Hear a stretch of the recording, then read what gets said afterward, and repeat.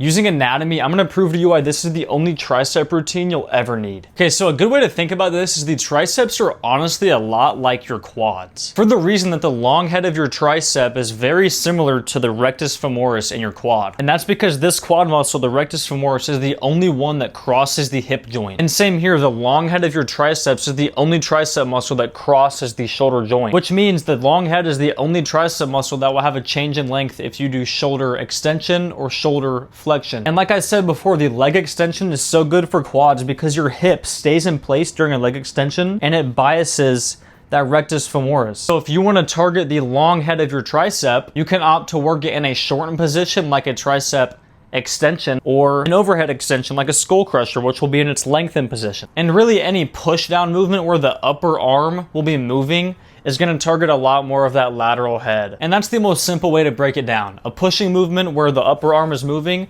and one movement where the upper arm is locked in place. And obviously all three heads are targeted during a movement, but those are just good ways to bias each of them. So yeah, there you go. That's the anatomical breakdown of the triceps.